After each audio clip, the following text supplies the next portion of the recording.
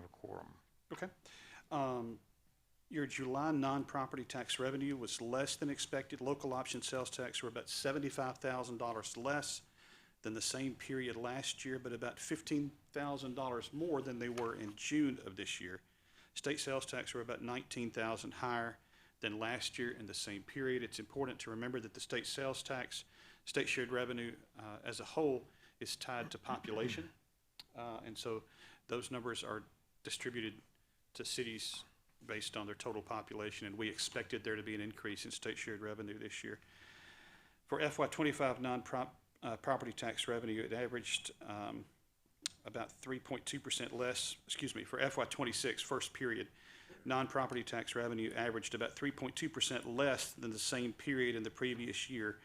We have collected $121,000 more in non-property tax revenue than we had at the same time last year, but that's only 1 month, and so it's not an easy way to read a trend.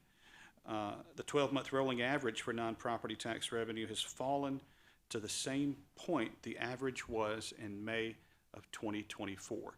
And so what we do is look at a 12-month rolling average of local option sales tax, hotel motel, and all these other types of taxes that you see at the top of this list. And then we do a 12-month rolling average on that. And basically we're seeing the same number average that we saw in May of 2024. That reflects some of the still, I would say, cautious spending that you're seeing in our economy. The other thing, if you look, you're not able to see it, and I'll send it to you in an email. Their hotel motel tax was down in the previous couple of months, and that's interesting because this is the time when people generally will come to Jackson for things like that. Maybe we'll see an uptick in that. Property tax collections are in line with the same period last year. We've collected about $145,000 more than at the same approximate time last year, and we've got a little more than $1.31 million left in tax year 24 taxes to collect. Now, there's something new that you've got. You have a year-to-date expense report, which is broken down by department and then sub-department. The high-level thing there is that at this time, at the end of June, you should expect about 8.3% of your budget to have been spent if everything is flat, and operating expenses generally, should be the same month to month, give or take. And we're seeing about 7.2%, which you could say that we are operating slightly under budget year to date, that being just the month of July. There are a couple of other things that are worth looking at on there. You can see a line called encumbrances. Those are actually purchase orders that have been issued that we're now tracking in the system. And encumbrances are money that we have committed to spend, but we have not yet spent. And you can see the original budget and the revised budget, which shouldn't be very different right now since you haven't begun making a bunch of budget amendments, but there have been a couple. And for example, if you look on page 5 of that report, you can see that overall police is at 7.8%, but each of the sub-departments in police, you can analyze those a little bit. And this is one of those things that we're going to keep an eye on to make sure that our departments and supervisors are aware of where they are in the operating budget. If we need to, well, that's the kind of thing we'll have to come back to you guys and say, hey, they're going to need a little more, or we're going to need to transfer something from this.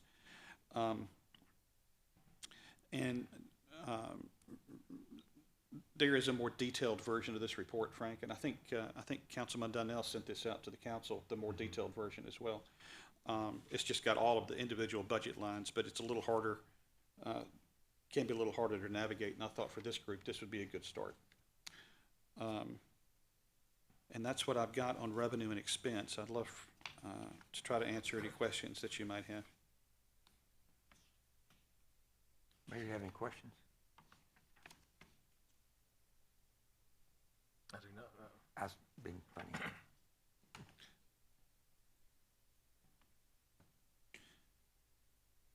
Mr. Chairman, failing that, let's go to our Tyler Munis update.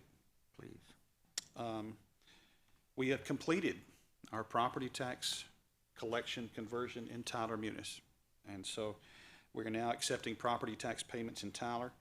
This means that all of the major revenue centers that we collect through the city are being receipted through Tyler, and that will eliminate import errors and increase the timeliness with which we can report those revenues. That integration requires no human interaction to import that into the general ledger, where previously somebody had to go in and verify that the numbers translated correctly, and sometimes they had to flip a debit to a credit or a credit to a debit just because of the way the import was being done. The only major module left is the business tax module, and we are actively evaluating whether we actually need this module. It is not inexpensive, and much of that functionality is duplicated and actually must be duplicated in the state's system. There is no exchange of information between our system and the state system, so in order to keep the state updated, somebody has to manually go in there and type it in anyway. On the state end? On the state Or do end. we have to fill it out? We have to fill out the state's website. And so the thought is, unless there are some huge advantages to keeping track with this internally as well as externally on the state's website, we might just consider discontinuing the use of that new module and keeping up with everything on the state system. Because, and I mean, the state system is the one that our business taxpayers interact with. They can log on and see the status of their business tax without having, they can't do that with us. That's something we're evaluating. We're going to go back and look at the features and anything that it would add that we can't accomplish in some other way. And then we have also received the 2025 property tax file. I know everybody's excited about that. I certainly am. We're preparing to import that into Tyler, since we can now accept property tax payments in Tyler. We're ready to import that. This conversion process and the training necessary to import and then complete the billing has been somewhat drawn out. You guys have been hearing this since before I got here. We're still talking about property tax? Yeah, Okay. this is and we're talking about the import of, the state has sent us the 2025 property tax file that we need to import into the new Tyler system.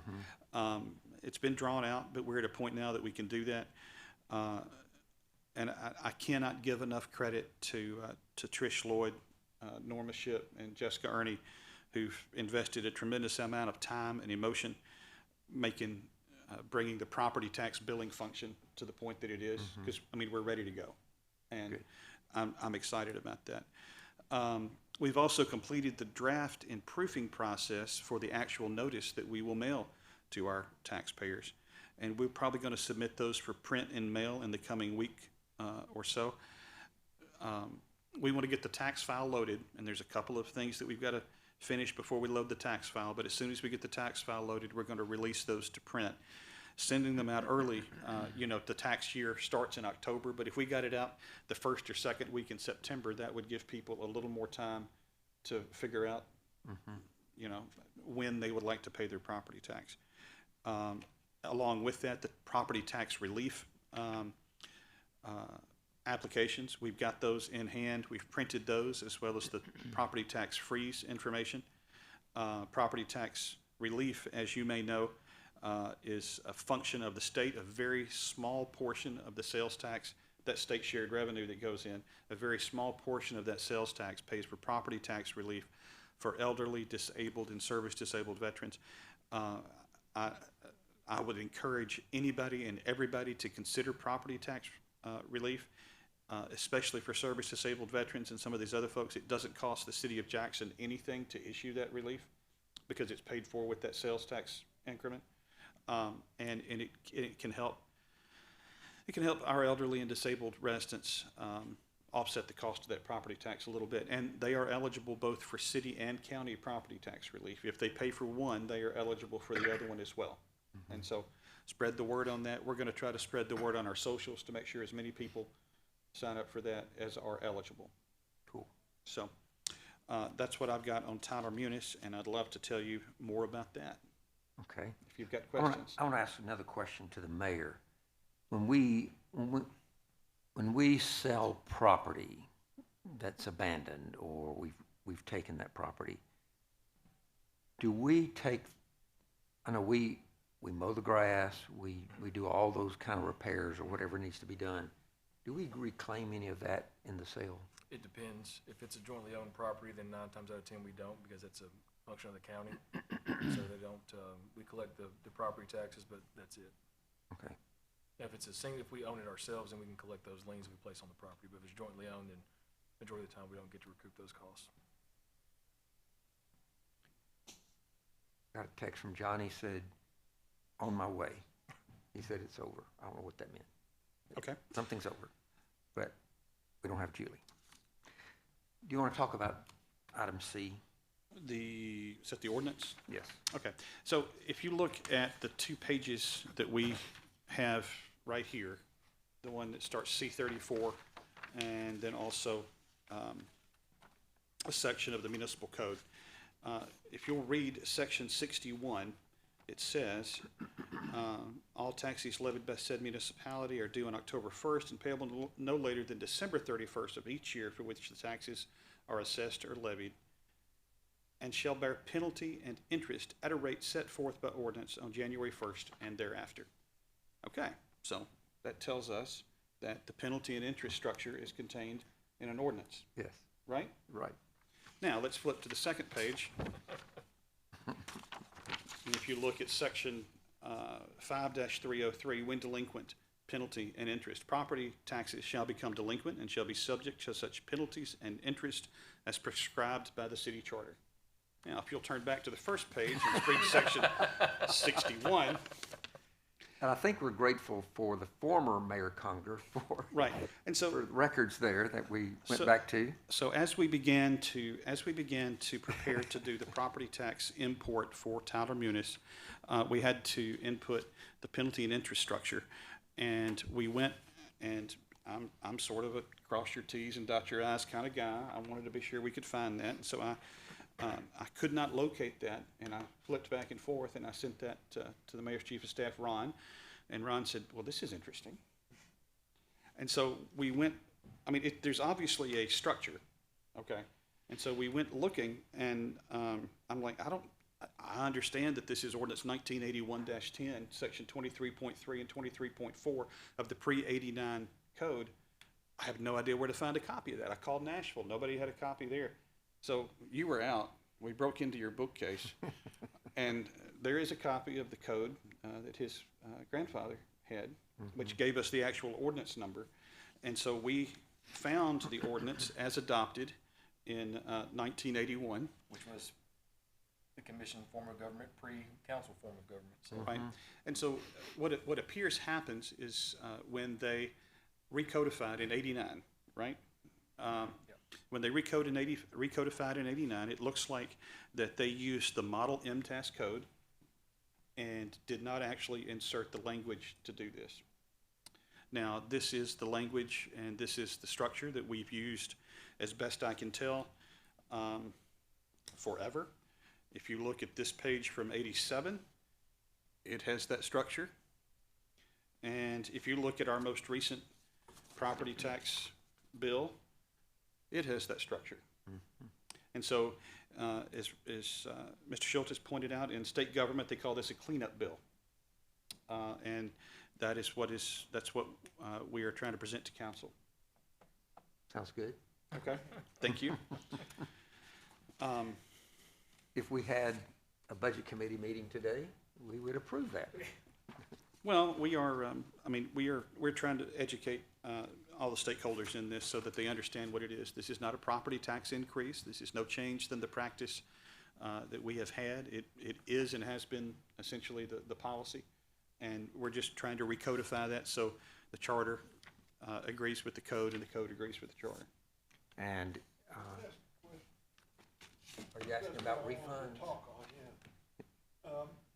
So the code change to the 1989 version is still valid? Is that what you're saying? Well, when municipal code is recodified, the city council adopts the code by ordinance, and it takes 2 readings just like everything else.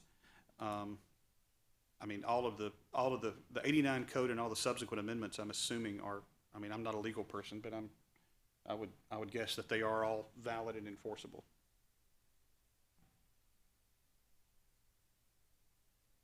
Even though the charter has been revised. Well, I mean, the charter, as long as the charter doesn't conflict with the code, the charter revisions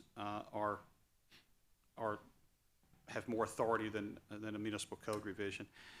Most of those charter revisions will have an enacting clause that says anything that is contrary to the charter is repealed. And I think if we look at our charter, it probably says that at the bottom of it. Ron, you've looked at it lately, haven't you? Yeah, so, So there should be no change in revenue because of. no, sir. adoption. No, sir. Okay. I mean, it'd be great if there was. Why? Well, As my long as it first goes up- question long as I it had goes was, up. Why did it go to budget instead of code review? And then I thought, well, it may have some ramification on revenue, so maybe that's why. But it seemed to be more below the surface than what's on paper. Right. I just found it humorous. Oh, it was, again, I mean, Ron and I kept looking at each other like you know.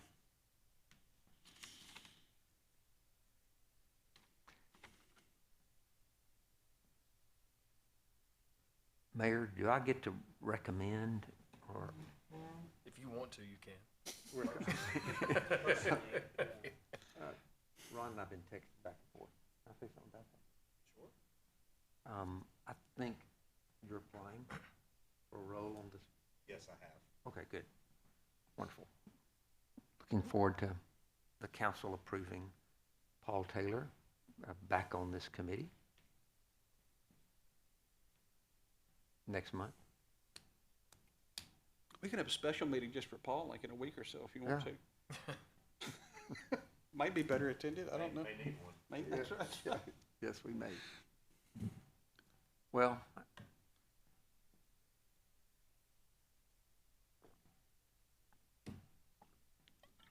I don't need to go over these things right here. I don't know if anybody, Well, can we run through them just so we Yeah, can, be because it glad says to. they need to be, On the record. says they need to be presented to the Budget Committee, and so we are Okay. presenting them to the Budget Committee. The first one is proposed budget amendment number 10 to recognize an insurance recovery for a street department tractor. I think they were mowing and that tractor rolled over. Thankfully, nobody was injured. Budget amendment number 11 is to recognize the PSN grant for Project Safe Neighborhoods for $44,370. That budget amendment includes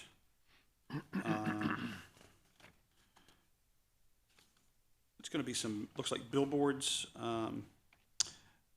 and some other miscellaneous equipment. There's a HEPA L filter system for the in-bin room, which I think is something to do with testing firearms or something. Does that sound right? Yeah, I think so, yeah. Yeah. And then number 15 is a proposed budget amendment to recognize the Center for Financial Empowerment Summer Job Connect Program grant.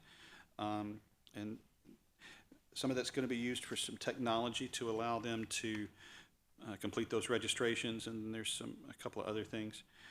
Proposed budget amendment number 17 to transfer $55,000 in ARPA funds from an on-call truck to a paving equipment trailer.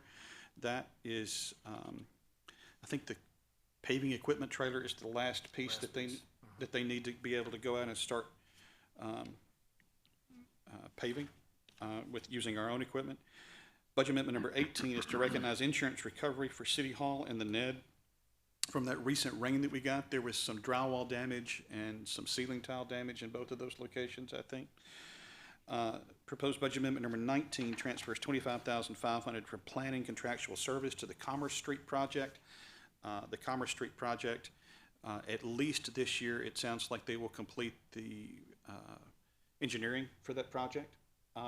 You guys will probably need to come back if they want to begin construction on that, but the 25.5 should cover the engineering necessary to do that. and is this the one that will start in December? No, this was, they worked on the first part of it from Commerce and Griffin Street, the sidewalks that connect from Eastchester over to Lincoln Courts area. And then proposed budget amendment number 20 is to transfer $175,000 from rec admin equipment and $250,000 from rec admin buildings to the senior center for a total of $425,000. and that will permit the completion or the very near completion of the senior center right there. Now, the larger portion of that, the $250,000 from rec admin buildings, was for some general ADA construction and planning and construction. Some of that funding will be restored when we get our bond money. Don't roll your eyes, but when we get our bond money, that ADA money will be, that was for no specific projects, but more general things. And then the $175,000, they had planned to do some playground rehabilitation at Kate Campbell Park, but I think they will now push that out into next year. Or if there are some additional funding available this year, they may bring that back in. But those, that's what that is. So we're getting bond money? That's humor. Thank you, Frank. Yes, we are at some point. And I'd love to answer any questions about that.